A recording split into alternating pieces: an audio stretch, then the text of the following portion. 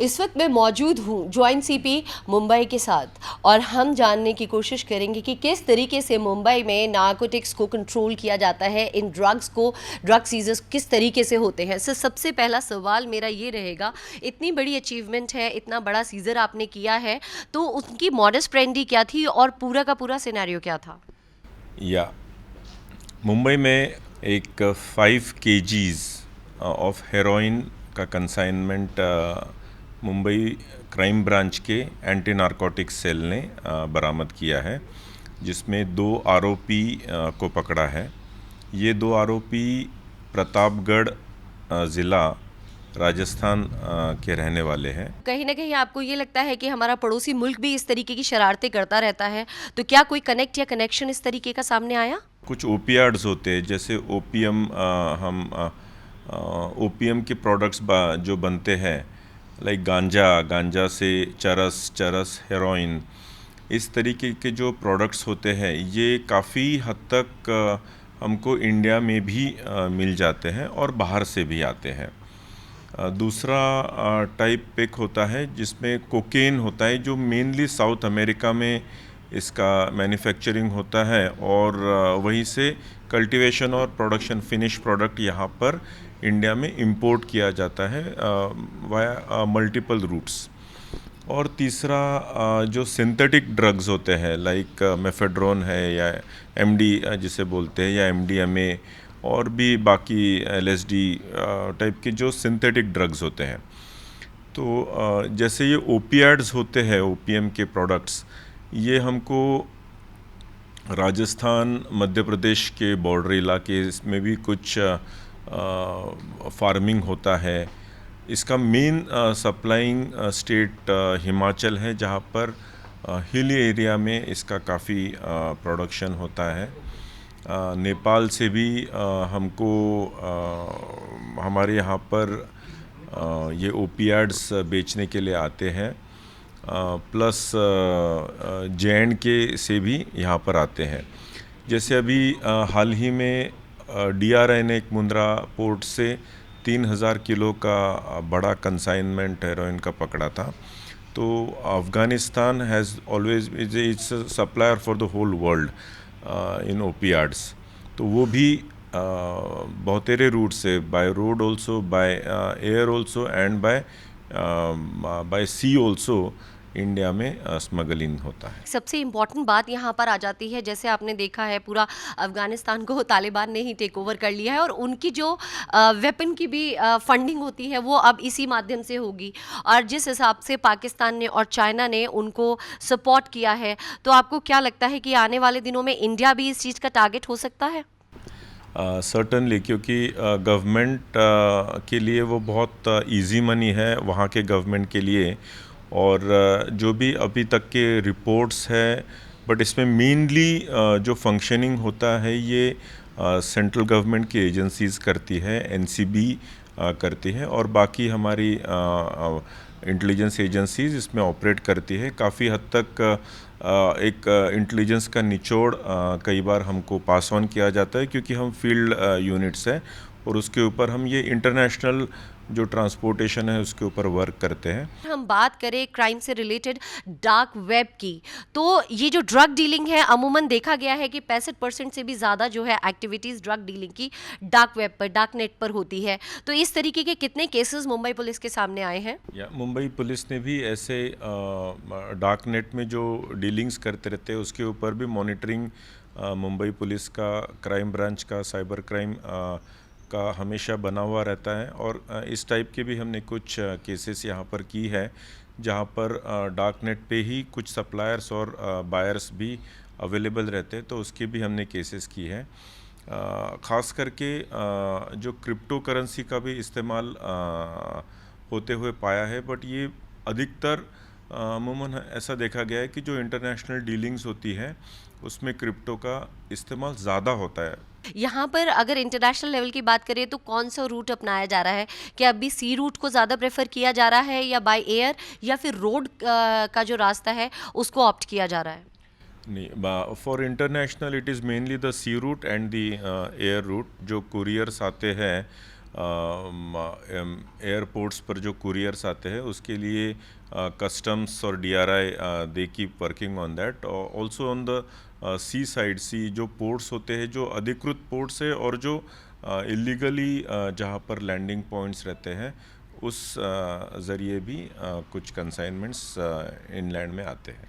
Sir, हम अमूमन देखते हैं कि अगर कोई सेलिब्रिटी को पकड़ लिया जाता है तो एक केस बहुत ज़्यादा हाईलाइटेड हो जाता है, भले ही वो ग्राम्स में मिले ड्रग्स। लेकिन सबसे बड़ी बात होती है, कंज्यूमर को पकड़ना बड़ा आसान होता है, लेकिन जो पूरी चेन होती है, पेडलर्स हैं या किंगपिन हैं, उन तक पहुंचना कितना मुश्किल होता है। क्या वो सरहद के पार बैठ के इन चीज़ों को ऑपरेट कर रहे हैं, या आपकी गिरफ्त में कुछ किंगपिन्स भी हैं?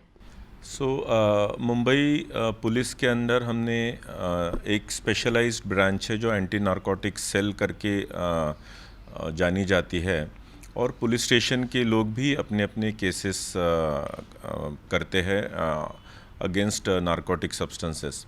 लेकिन एएनसी का जो ब्रीफ है वो नेटवर्क, डिस्ट्रीब्यूशन नेटवर्क को डिस्ट्रॉय करने का है। एएनसी जो है, जो क्राइम ब्रांच के अंडर काम करती है, उसमें कंजम्पशन के केसेस पे हम ज़्यादा ध्यान नहीं देते हैं। We focus mainly on big drug dealers और बड़े जो पेडलर्स होते हैं। हालांकि अगर कोई रेव पार्टी टाइप कोई ऑर्गेनाइज होती है जो कुछ पब्स में या कोई प्राइवेट बंगलोज में, so we definitely look into that. और जो हमारे 100 पुलिस स्टेशंस है मुंबई सिटी के, they deal with the smaller drug peddlers and consumption cases, जहाँ पर लोकली कंजम्पशन के ऊपर फोकस किया जाता है। एनसीबी ने जो मतलब बॉलीवुड के स्टार के बच्चे को गिरफ्तार किया है, तो वहाँ पर जिक्र आया कि क्रूज पे एक रेव पार्टी हो रही थी। लेकिन सर, इन सारी चीज़ों के लिए परमिशन तो मुंबई पुलिस की तरफ से जाएगी, तो क्या कोविड प्रोटोकॉल्स जो थे उनको फॉलो किया गया था उस क्रूज पे? इसमें परमिशंस की जहाँ तक बात है, डीजी शिपिंग कॉरपोरेशन के तरफ से इनकी परमिशंस दी जाती है, और बीपीटी जो एमपीटी है, मुंबई पोर्ट ट्रस्ट, उनके तरफ से उनकी डॉकिंग की और बाकी परमिशंस होती है। कोविड प्रोटोकॉल के लिए पुलिस स्टेशन ने उनको ऑलरेडी नोटिसेस दिए थे ऑर्गेनाइजर्स को, that these are the norms which are existing in Maharashtra and you have to follow this norms. COVID के दौरान जो है ड्रग डीलिंग, ड्रग पेडलिंग की चीज़ें जो हैं, गतिविधियां वो बढ़ गई हैं, और इंटरनेट का जिस तरीके से यूसेज बढ़ा है, तो क्या साइबर क्राइम और भी ज़्यादा बढ़ चुका है? There are two things that you mentioned. First thing is about the narcotics, spread of narcotics. So I would say in absolute terms it has reduced, क्योंकि physical movement, finally somebody has to deliver things. तो छोटे छोटे couriers के ज़रिए भेजे जाने वाले small consumption level के कंसाइनमेंट्स, जो छोटे छोटे डिलीवर पार्सल्स है, उसकी संख्या में निश्चित बढ़ोतरी हुई है। लेकिन जो कोविड के प्रोटोकॉल्स की वजह से जो मूवमेंट के ऊपर रेस्ट्रिक्शंस था, इस वजह से जैसे हमने अभी 5 केजी पकड़ा या 10 केजी या इस टाइप के बड़े कंसाइनमेंट्स की मूवमेंट रेस्ट्रिक्ट हो गई थी।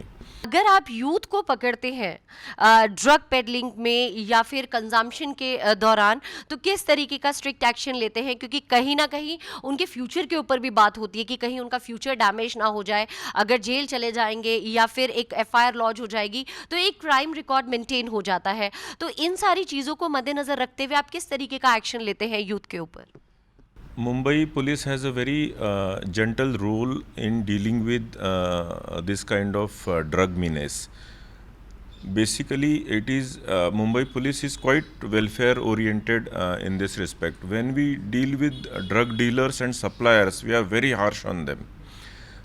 When it comes to consumers, when there are first time consumers, तो उनको किस तरीके से डील करना, we have already instructed it I can not generalize that, but how to deal with this kind of consumers, specially the youths जो teenage में है या अर्ली 20s में है, जो भी पढ़ रहे हैं या अभी they are seeking some jobs, how to deal with them, because not only they themselves, they are also going to ruin their families. Mumbai जो है सी का वो है, तो यहाँ पे हॉटस्पॉट्स कौन से हैं जहाँ पर अमूमन देखा गया है कि ये जो ड्रग डीलिंग की गतिविधियाँ जो है होती हैं? एक ये अपना कोई ना कोई कार्टेल तो फिक्स करते होंगे जहाँ से ये सोचते होंगे कि हम सप्लाई करें, और कौन से रूट्स हैं जिसके थ्रू ये मुंबई में एंटर करते हैं?